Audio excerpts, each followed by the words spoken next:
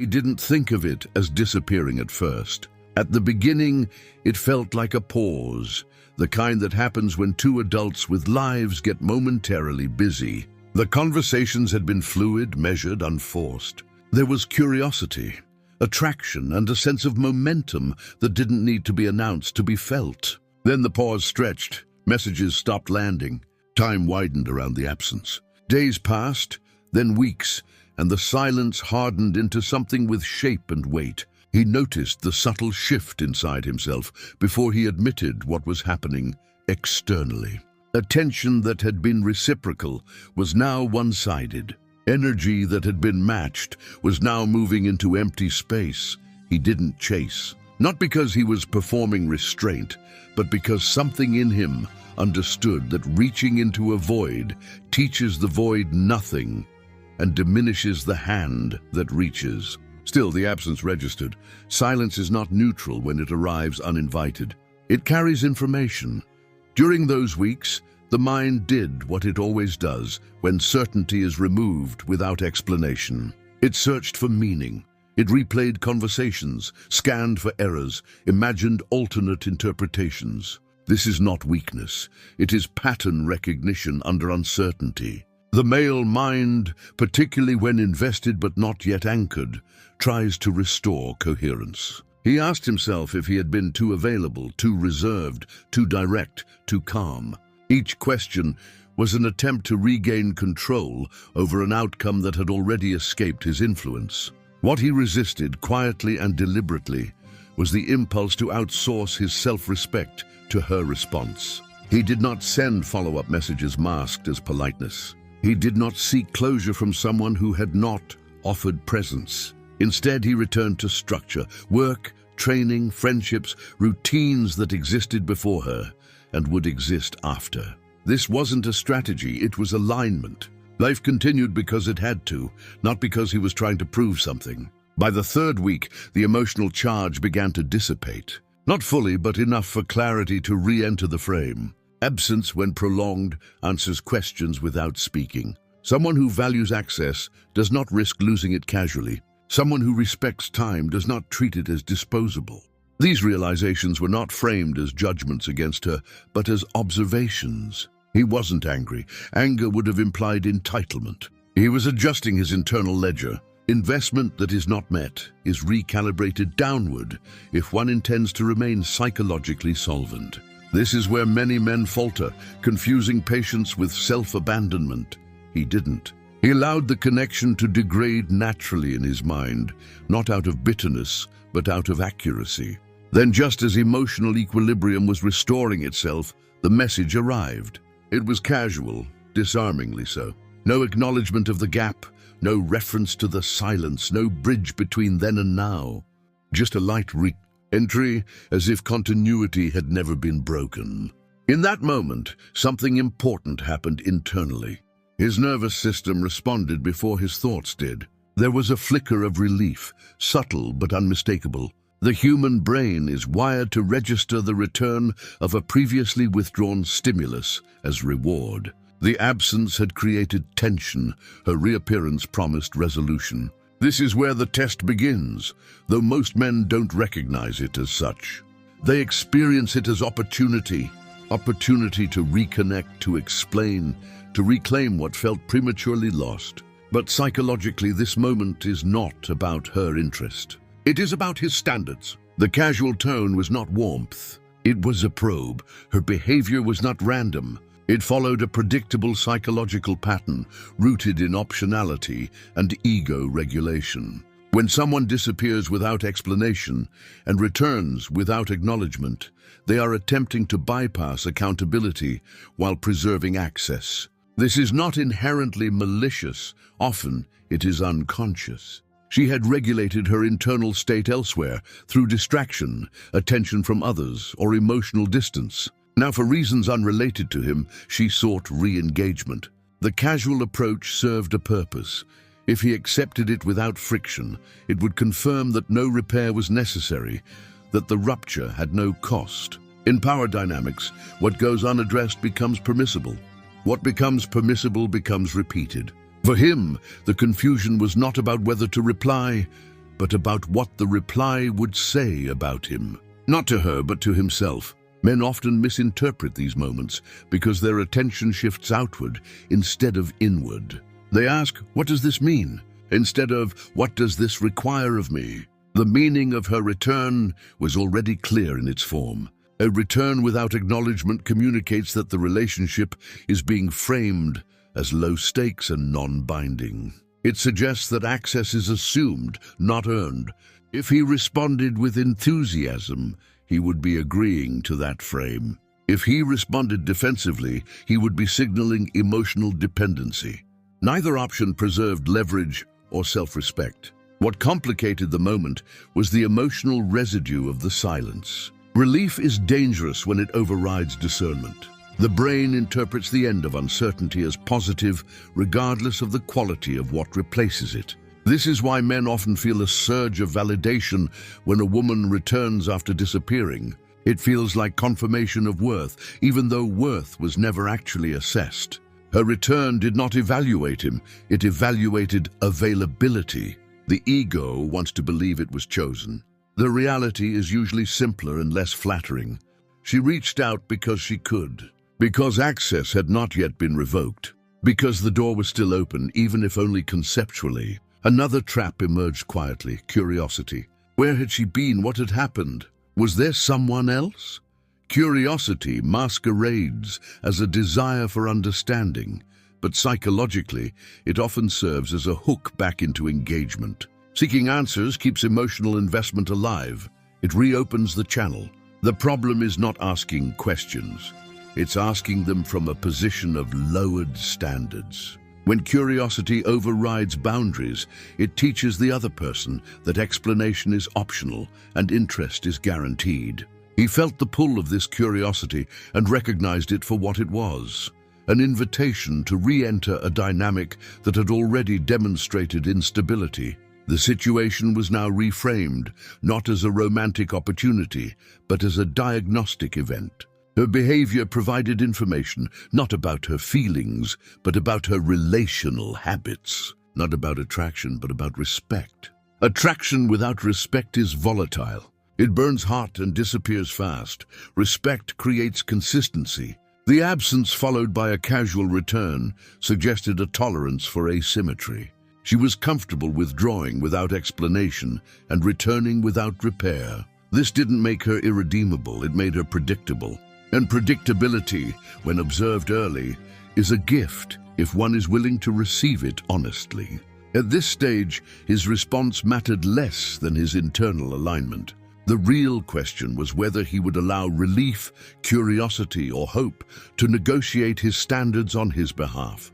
Masculine discipline is not suppression, it is selection.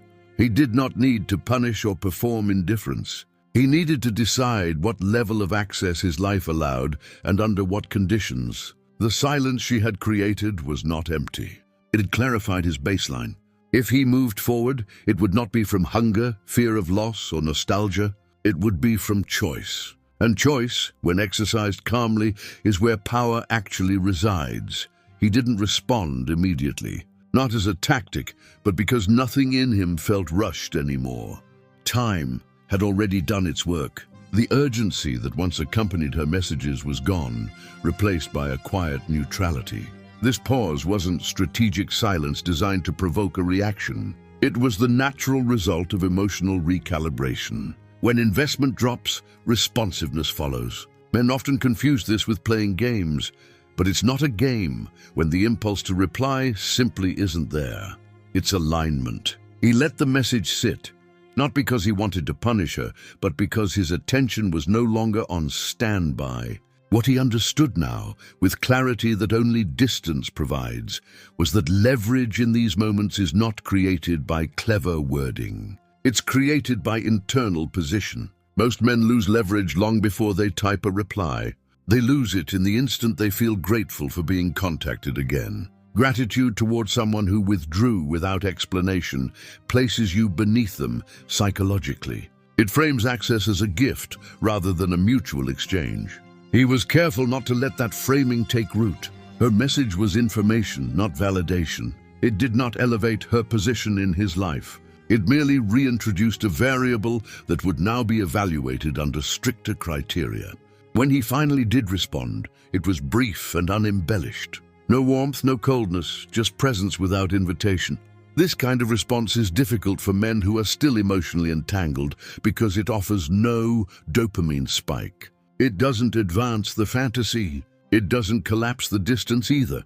It holds space without granting intimacy.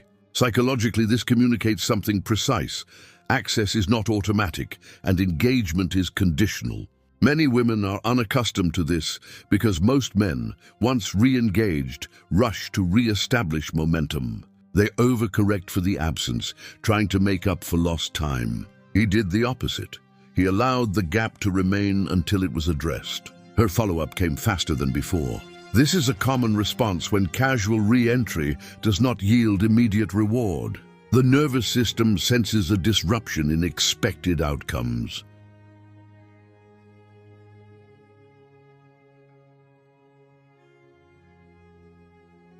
She increased effort, not consciously but instinctively. This is where men often misinterpret behavior.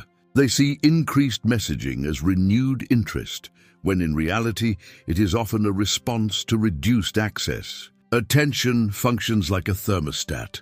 When it drops unexpectedly, people seek to restore equilibrium. This does not mean attraction has deepened. It means control is being recalibrated. At this point, he faced a strategic fork. He could allow the interaction to drift forward without addressing the disappearance, letting momentum carry them back into familiarity. This path is tempting because it avoids discomfort. It preserves the illusion of continuity. But psychologically, it comes at a cost. What goes unaddressed becomes normalized. By moving forward without acknowledgement, he would be teaching her that withdrawal has no consequence and repair is unnecessary. Future disappearances would not only be likely, they would be justified by precedent. The dynamic would be set. The alternative was to introduce accountability calmly, without accusation, not as a demand, but as a standard. This is where many men fail, by turning boundaries into emotional confrontations. They over-explain, justify, or express hurt, hoping the other person will respond with reassurance. That approach collapses leverage because it reveals dependence on her response. He avoided that trap by keeping the focus on behavior, not feelings. He didn't ask why she hurt him. He noted what occurred and asked how she understood it. This subtle shift places responsibility where it belongs. When he referenced the absence, he did so plainly. No edge, no resentment, just acknowledgement of reality. The effect was immediate. Her tone changed. Casualness gave way to explanation. This transition is critical. A person who respects you will shift gears when standards are introduced. A person who does not will resist, deflect, or minimize. Her response sat somewhere in between. She explained without fully owning the impact. Circumstances were cited, busyness, confusion, timing. Not lies necessarily, but not accountability either. This gray area is where discernment matters most. Men often mistake explanations for repair. They hear reasons and feel compelled to accept them. Psychologically, this is because reasons restore narrative coherence, which the brain finds soothing. But coherence is not the same as respect. Someone can explain their behavior while still avoiding responsibility for how it affected you. He listened without interrupting, without validating prematurely. Silence after an explanation is powerful. It forces the other person to confront whether what they've offered is sufficient. When men rush to reassure after hearing an explanation, they relieve that pressure and signal that minimal effort is enough. He noticed another subtle dynamic emerging. She began to probe his availability. Questions about his schedule, his plans, whether he'd been seeing anyone. These were not expressions of vulnerability. They were data gathering. She was assessing whether her position was threatened, whether his life had expanded in her absence. This is why maintaining an active, grounded life is not a dating strategy, but a psychological anchor. When a man's world remains full, regardless of who enters or exits, it communicates abundance without words. He answered truthfully but selectively. Transparency without overexposure, presence without pursuit. Different response strategies were available to him, each with implications. Had he chosen delayed responses exclusively, it would have reinforced his independence but risked creating a purely reactive dynamic. Delays work best as a reset, not a permanent posture. Casual disengagement protects emotional energy but can also stall progression if overused. Direct confrontation establishes clarity, but requires emotional discipline to avoid slipping into justification. Silence is definitive but closes the door entirely. Each approach teaches something. The mistake men make is choosing strategies based on fear rather than intent. He chose based on alignment with his standards, not on what he hoped she would do. What became increasingly clear was that her return was not about rekindling something lost. It was about testing whether the door was still open under the same terms. When he subtly altered those terms, the dynamic shifted. She was no longer leading the interaction by default. This unsettled her, not because she wanted power, but because the absence of clear hierarchy creates uncertainty. Many women prefer a man who leads calmly, even if that leadership includes boundaries they don't initially like. What they resist is emotional volatility masquerading as strength. He offered none of that. As the interaction progressed, he watched for one thing above all else: willingness to repair. Not to explain, not to charm, not to distract. Repair requires acknowledgement of impact and a shift in future behavior. It requires consistency over time, not a single conversation. This is where men often project hope. They assume awareness equals change. Psychologically, change requires incentive and structure. Without consequences, awareness fades. He did not rush to re-establish closeness. He allowed space for her to demonstrate, not promise. This patience was not passive, it was evaluative. By maintaining this posture, he protected himself from the most common male error in these situations, negotiating against his own standards out of fear of loss. Fear of loss narrows perception. It makes men prioritize short-term emotional relief over long-term stability. He recognized that whatever was rebuilt here would rest on the foundation laid now. If that foundation included unaddressed disappearances and casual returns, the structure would be unstable. He wasn't interested in another cycle. If something moved forward, it would do so with clarity or not at all. The power dynamic had shifted, but not dramatically. There was no dominance display, no withdrawal meant to provoke. Just a quiet refusal to pretend nothing had happened. This refusal alone filtered the interaction. It revealed her capacity for maturity more clearly than any romantic gesture ever could. And as the days passed, he understood that strategy is not about control over others. It's about control over access to yourself. The moment a man internalizes that, these situations stop feeling confusing.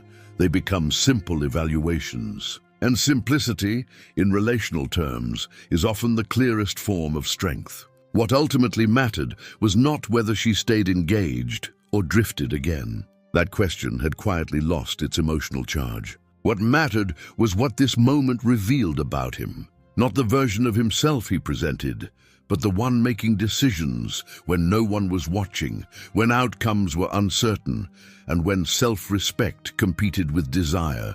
These are the moments that shape identity, not declarations or victories. Identity is forged in restraint, in the refusal to betray one's own standards for the comfort of temporary relief. He understood now that every relational decision leaves residue.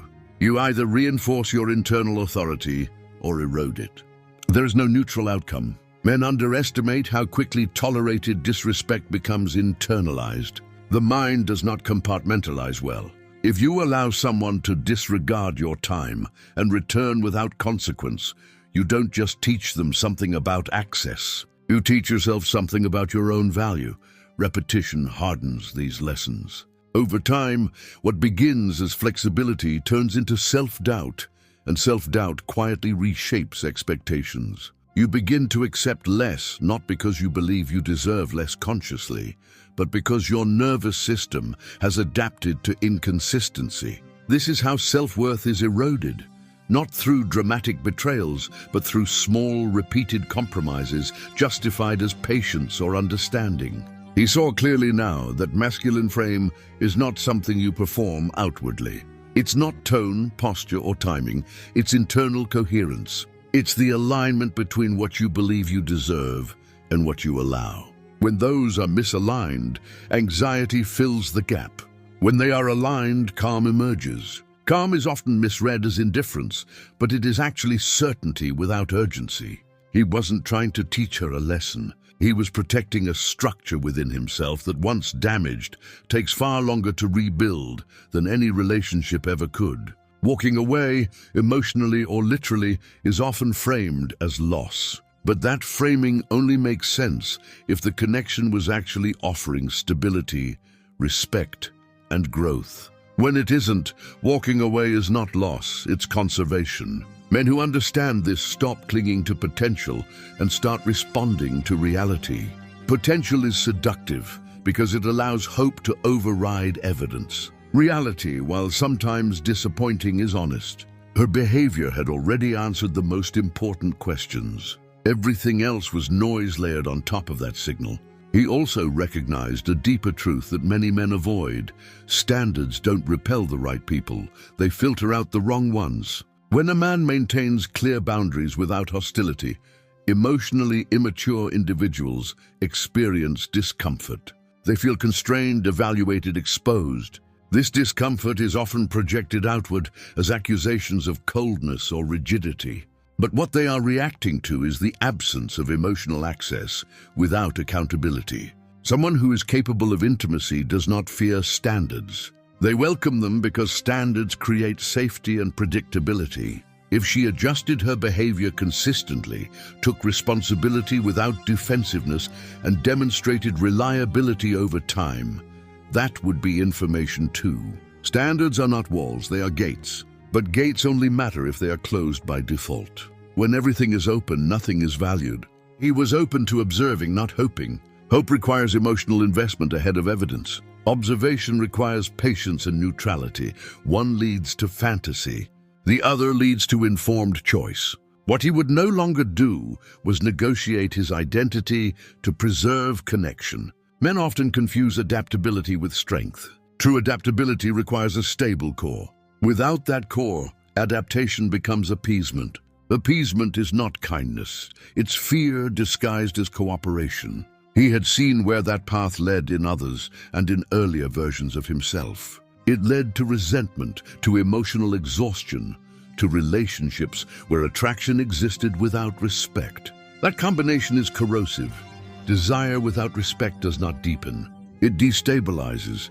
He understood now that every woman who enters a man's life interacts first, not with his personality, but with his standards. Standards determine pacing, access, and consequence. They are felt before they are articulated. When standards are inconsistent, others sense opportunity. When they are firm and calm, others adjust or exit. Both outcomes are victories because both preserve integrity. The fear that enforcing standards will lead to loneliness is rooted in scarcity thinking. In reality, standards are what create space for better alignment to enter. Long-term, the consequences of tolerating behavior like disappearing and casual re-entry are not limited to that one relationship.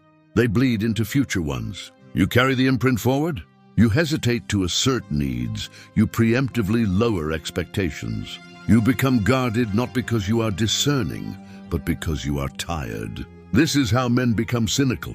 Not because women behave poorly, but because they repeatedly abandon themselves in response. He was determined not to add another layer to that erosion. The final clarity was quiet and unemotional. Whether she stayed, improved, or vanished again was secondary. The primary outcome had already been secured. He had acted in alignment with his values. He had treated his time, attention, and emotional energy as non-renewable resources. He had refused to rewrite reality to preserve comfort. This alignment created something far more valuable than romantic certainty. It created self-trust. And self-trust is the foundation upon which every healthy relationship is built. When a man reaches this point, situations like this lose their power to destabilize him. They become checkpoints rather than crises, tests rather than threats. He no longer asks how to keep someone who is inconsistent. He asks whether inconsistency has any place in his life. That question, once internalized, simplifies everything that follows.